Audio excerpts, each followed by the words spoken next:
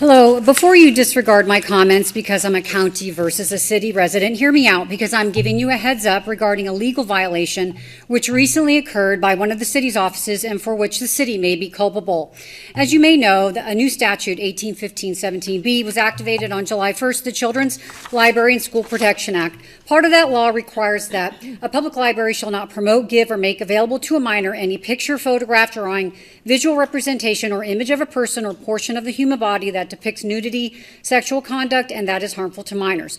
The new law also requires that public libraries create and make readily accessible a request for relocation form patrons can use to request that adult materials be relocated to the adult section. In accordance with the new law, the CDA library created and posted this relocation form.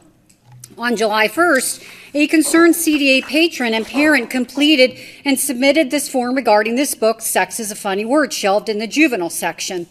These are 2 pages from the book showing a child masturbating in a bathtub.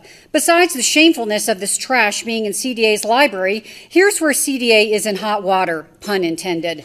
The Idaho Commission for Libraries, known as ICL, hosted a webinar on July 10th for librarians regarding how to implement the new law. CDA's teen librarian, Angela Flock, was on that webinar, as this screenshot proves.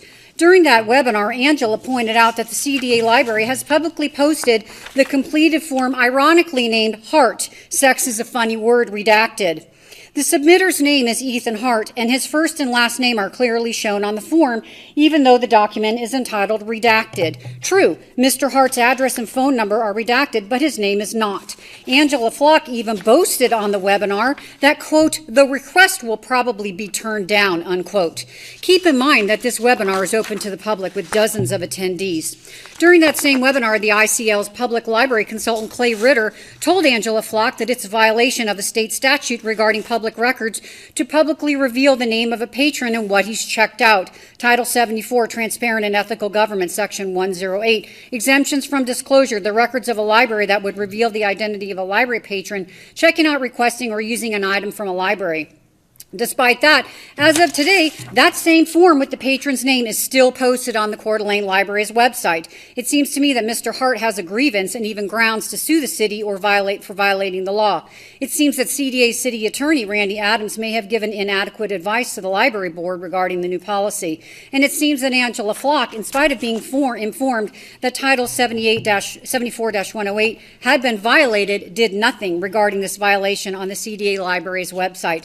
This council is accountable for the actions and missteps of library trustees and their staff. Randy, the library porn lady, does that come to us or does that go to the library board?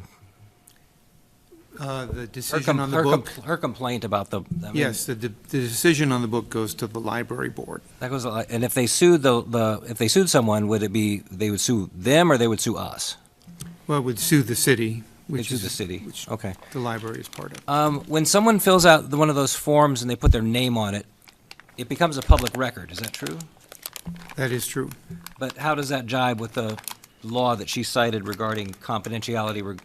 There are exemptions to the public records law. Yeah. And we routinely redact protected material from public records. I did not see this particular public records request, and I don't know where it went and who reviewed it. Okay, but it is a public record if someone, I mean, you object to a book. I mean, I guess that would be a public record. It doesn't show that you checked out the book. I mean, it'd be kind of weird for an adult to be checking out a youth book, but we have a sheriff anyway.